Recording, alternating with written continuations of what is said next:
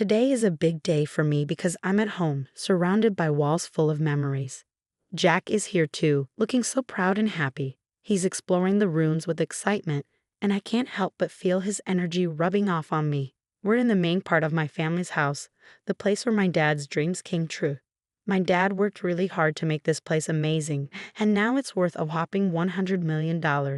It's like his legacy, something he left behind for me when he passed away.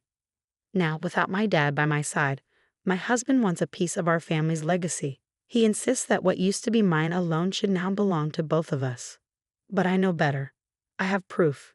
Papers with my name, Sarah, as the rightful owner. At 42, I work in the digital world, thanks to my job at an online bank. This career wasn't just a whim, it was shaped by the values my parents taught me about money management. They showed me how important it is to be responsible with finances, lessons I still carry with me today. Growing up with money, my parents taught me to respect it and not take it for granted. Despite our wealth, they made sure I didn't grow up spoiled. My allowance was just like everyone else's, and we didn't eat fancy meals all the time. I went to a regular public school, not some fancy private one. But somehow, rumors about us being super rich spread anyway. People thought my life was all about luxury and fun because of our big house and money. Sarah, with your huge house and all your money, life must be easy, right? You must have all the cool gadgets and games. Can we come over and play? People often asked me these questions, thinking I had everything. But the truth was, my life wasn't as extravagant as they thought. I didn't have the newest toys or gaming consoles, but people still assumed I did. Sometimes it felt like everyone just wanted to be my friend because of my family's money. Sarah, you're rich, right? Can you lend me some money? People asking for money always made me uneasy. It felt like they didn't understand the values my parents taught me. Then, I got into a tough spot when I accidentally broke Maria's gaming console. I didn't have any money at that moment, which made things even worse. Around the same time, Julie and I became classmates. She asked if I had told my parents about the accident, but I was too scared of disappointing them to say anything. I can't tell them. They might get mad. That's why I'm asking you, Sarah, she confessed. Saying no felt awful, especially since I didn't want things to be awkward at school. But my parents were clear about not lending money, so I had to apologize to Julie and explain that I couldn't help. After I couldn't help Julie, she ended up crying. And soon rumors started flying around. People accused me of not helping a friend in need, even though my family was well off. I tried to explain that I didn't have any money to spare, but it didn't seem to matter. Then, Maria said something that really hurt. She suggested that I cared more about money than friendship. Things got worse when Maria and Julie started spreading lies, saying I owed them money and refused to pay for the broken console. The school found out the truth eventually and scolded Maria and Julie. But instead of stopping, the rumors got worse and even reached my parents. My dad decided to deal with it and organized a meeting with their families. Even though they said sorry, I decided to stay away from Maria and Julie after that. I still had to deal with their looks and whispers, but at least there were no more direct confrontations. During dinner that night, my dad shared advice that stuck with me for years.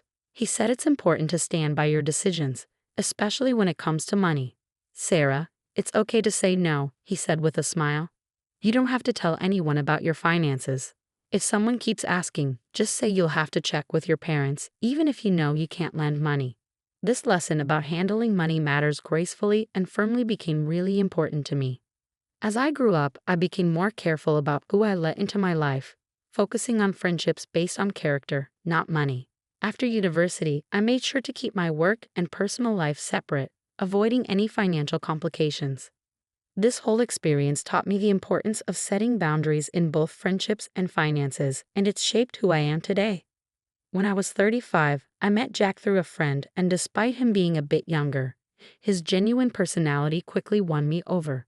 We started casually dating, and before long, it turned into something serious. 2 years later, we had a beautiful wedding, which made my parents really happy. After we'd been married for about a month, my dad suggested that Jack come over to our house. I trusted Jack, but I was worried that he might accidentally reveal some private family stuff because he loves to talk. Still, after a month of marriage, I felt ready to let him in on everything about my family. So, I invited him to visit my parents' house. Jack was amazed when he saw my family's house. His surprise was obvious, showing that he hadn't realized how well off my family was. Even though the visit went well, Jack couldn't stop asking about our money on the way home.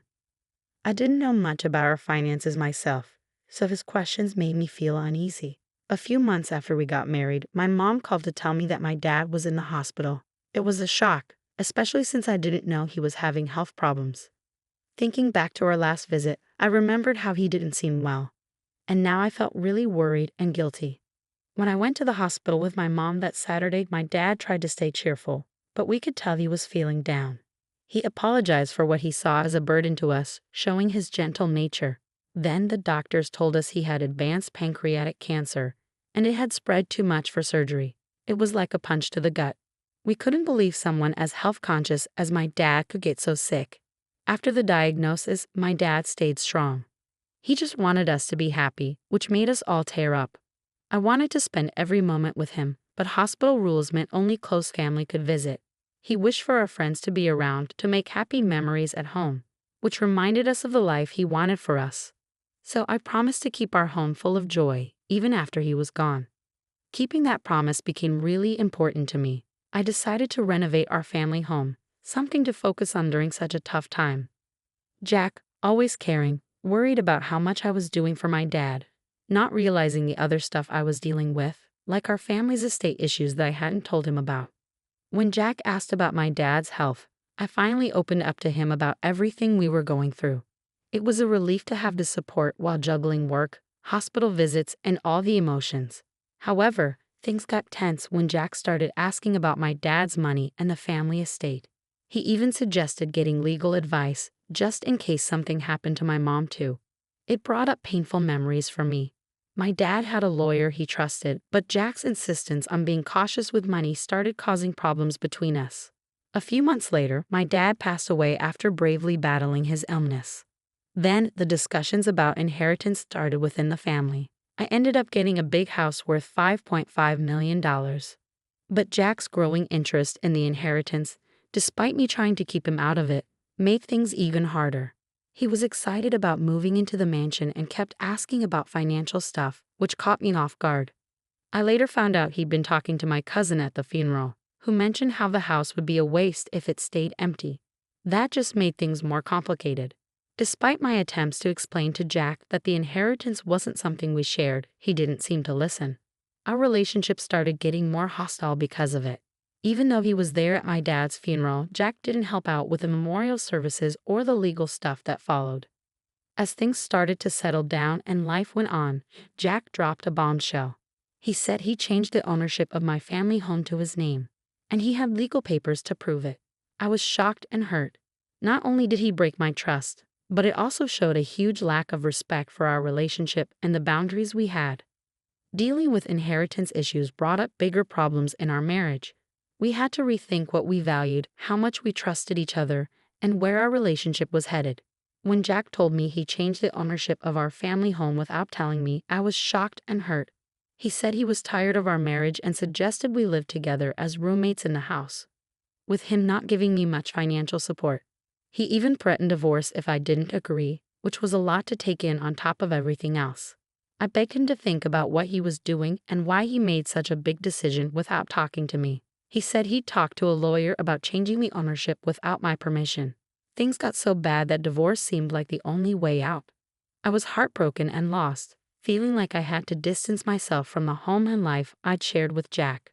I couldn't understand why he'd do something like this, and it felt like money had changed and for the worse. The next day, Jack demanded the house keys, saying the house was his now. This just made things worse. He tried to get into the house, but security stopped him. I showed them the real ownership papers, proving the house was mine because of my dad. Seeing the proof, Jack was shocked.